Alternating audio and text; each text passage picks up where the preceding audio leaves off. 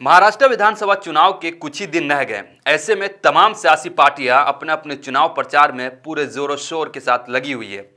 वहीं तमाम सियासी दलों की ओर से एक जुबानी लड़ाई भी तूल पकड़ चुकी है। इस बीच एक नारा जो सबसे ज्यादा बहस का मुद्दा बना हुआ है कि बटोगे तो कटोगे। इस नारे को योगी आदित्यनाथ की तरफ से उछाला गया था, लेकिन इस नारे को लेकर अब थोड़ी खींचातानी दिख रही है। महायुति के गठबंधन का हिस्सा रहे एनसीपी के अजीत पवार ने इस नारे का विरोध किया और कहा कि महाराष्ट्र में इस तरह के नारे कारगर नहीं होंगे। इस नारे का सिर्फ विपक्षी पार्टियों की तरफ से नहीं बल्कि बीजेपी के कुछ नेताओं की तरफ से भी इसका विरोध हो रहा है। पूर्व कैबिनेट मंत्री और बीजेपी के नेता पंकजा मुंडे ने भी इसका विरोध किया।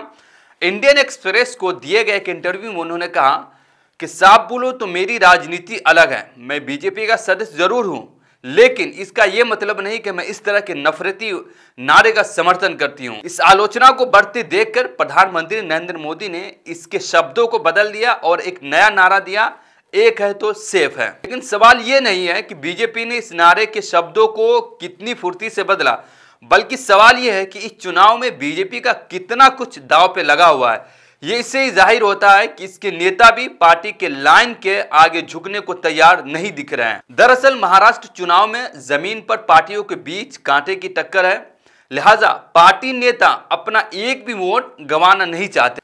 फिलहाल देश की राजनीति में हर जगह जिस तरह से विभाजनकारी लाइनें खींची गई है, उससे पार्टियों के बीच वोटों का अंतर लगातार कम होता जा रहा है। हाल के लोकसभा चुनाव में महाराष्ट्र में इंडिया गठबंधन और बीजेपी के नेतृत्व वाले राष्ट्रीय जनतांत्रिक गठबंधन एनडीए के बीच वोटों का सिर्फ 0.6% था। लेकिन पिछले साल 4 महीनों के दौरान महाराष्ट्र में जमीनी हालात नहीं बदले, इसलिए इस चुनाव में भविष्यवाणी करना या पहले कुछ अनुमान लगाना मुश्किल हो गया है। कुछ लोगों का यह भी मानना है कि महाराष्ट्र के चुनाव में जब से एमआईएम की पार्टी की एंट्री हुई है, ये चुनाव और भी दिलचस्प और इंटरेस्टिंग बनता चला गया है। और उसकी वजह असदुद्दीन अवैसी साहब का एंट्री बताया जा रहा है, क्योंकि असदुद्दीन अवैसी साहब इंडिया के एक ऐसे वाहिद नेता हैं जिनके भाषण को सुनने के लिए आज का यूथ एक अलग लेवल पे चला जाता है।